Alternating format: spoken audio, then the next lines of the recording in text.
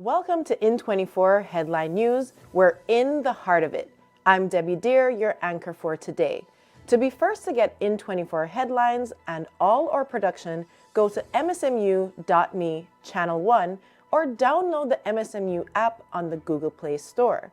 If you want to send us stories to our public inbox or interact with any of the In24 team, you can find us all on MSMU Social Net. Let's take a look at the top news.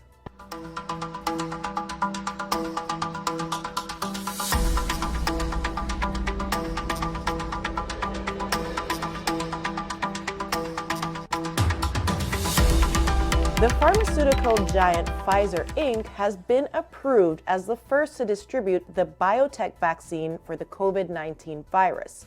Previously, Pfizer has paid over $1 billion in settlements for injury, death, and even fraudulent claims. And its network of $221 billion has allowed it to settle almost every lawsuit. Despite causing injuries, deaths, unauthorized human trials on children, and being involved in the largest healthcare fraud lawsuit in the United States, the company has been approved to distribute the emergency vaccine to several countries in trust and with legal impunity. A giant rooster from the northern part of Portugal will soon be placed on display at a Toronto park. The nearly 3-meter-tall sculpture will be painted by one lucky Toronto artist and will then be placed at the Lakeview Avenue Parkette. Artists have until February 14 to send proposals to the City of Toronto and can find more information on the city's website. The sculpture is meant to symbolize honesty, hope, and a new start, and it comes at a perfect time as we continue to deal with COVID-19. Yesterday afternoon, the Constitutional Rights Center hosted an open roundtable discussion around medical censorship, children's rights, free speech, bogus PCR testing, economic collapse, and much more. The accomplished panel had some candid views on how the lockdown measures affect society. Panelist Amina Shirazi, a Canadian barrister and solicitor, goes into great detail about the victims of the lockdown. Let's take a look. Amina, what in concrete terms do you really see the most vicious victims of these measures? For me, it's children with special needs who are not having any support services whatsoever. It's the victims of domestic violence who are told to stay at home when home is not safe for them. It's the disabled who are told to stay home and not seek out the services and not go to the hospitals to get the care that they need. It's the complete, obliteration of the rights of the elderly who are locked up in their long-term care facilities. Dr. Sherry Tenpenny, a medical practitioner who has been very vocal about her concerns regarding the lockdown measures, also commented on how allegedly fraudulent data is being used to justify the shutdown. Let's hear her speak. So thank you so much for inviting me to be part of this international broadcast today and to be talking about the censorship issues and all of the different difficulties that we have here in trying to get people to understand the truth about what's going on with the whole COVID mix, about the mask, about the contact tracing, about the social distancing, about the fraud of the PCR testings upon which we are basing an entire global shutdown over fraudulent data, over fraud of death certificates, calling everybody COVID, even if you die from a broken neck. Dr. Tenpenny also voiced concerns regarding our future freedoms and vaccination. MPP Randy Hillier closed the segment with some solutions, urging people to speak out against injustices. Well, the solutions are simple to state. They're not so simple to implement because of the fear.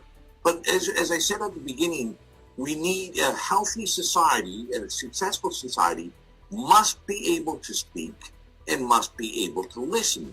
And far too many people are fearful to speak. You can watch the full conference on the Constitutional Rights Center's website at theconstitutionalrightscenter.ca and on our Inner Collective on msmu.me soon. NASA's Kepler Space Telescope has discovered 300 million planets exist beyond our solar system that have potential to support life.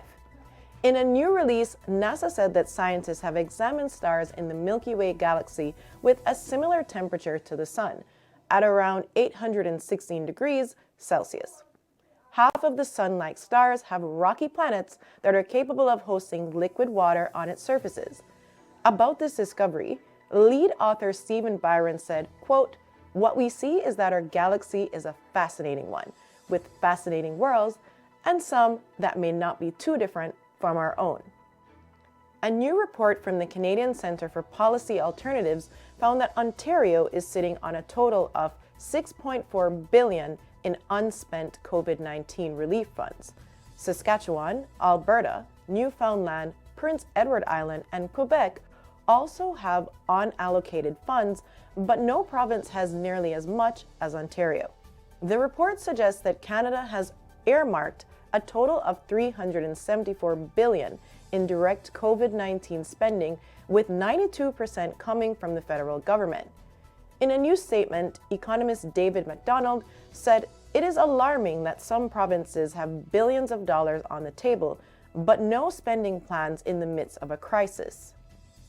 The government released an independent review examining the workplace culture at Rideau Hall under Julie Payette that suggests it was a toxic work environment. 92 current and former employees of Rideau Hall were interviewed, and only 10 had positive, neutral comments to make. Some participants described Payette as screaming, demeaning, and publicly humiliating staff, while others described the workplace to be toxic and poisoned. Payette resigned last week from her role and will go down as the first Governor General to resign due to a scandal. How would you like to work only 4 days a week and be rewarded with a 3-day weekend? That's what members of the New Economics Foundation argue in their book, The Case for a 4-Day Week. According to the authors, a shortened business week, quote, should be at the heart of pandemic recovery, end quote. They cited studies that show reduced working hours boost employee morale and the quality of work, increasing economic productivity and even rates of pay in the long run. The authors said, as fantastical as the idea sounds, countries around the world have already experimented with shorter work weeks with success. Doctors in Israel performed the first in-human implantation of a synthetic cornea to help an elderly man regain his sight.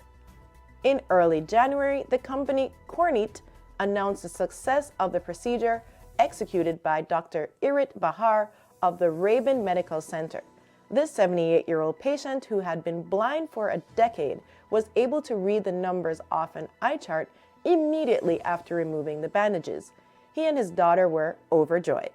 Dr. Bahar said that the technology will be the key to turning the tide on global blindness. More news is on the way, but first, let's take a short break. All of the topics presented on today's show can be found in our show notes. Remember to download the MSMU app to interact with our crew and follow us on Twitter, Facebook, Instagram, and Telegram to keep up to date with uninterrupted news.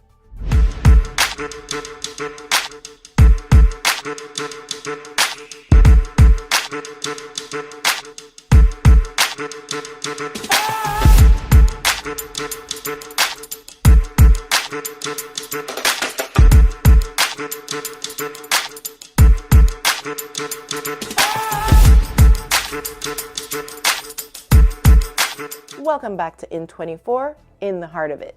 I'm your host, Debbie Dare, and you're watching Headline News. For Canada Post employees at the Gateway East facility in Mississauga, January 22nd was just a regular workday, until 350 of them were told to leave work immediately and self-isolate for 2 weeks late Friday.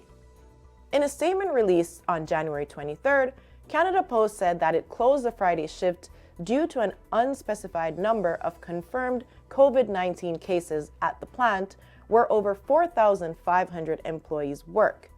It had also told customers to expect shipping delays due to the closure. In a separate statement, the Postal Worker Union said that union members who were sent home will still be paid. According to CBC News, voluntary testing has resumed at the Gateway East plant.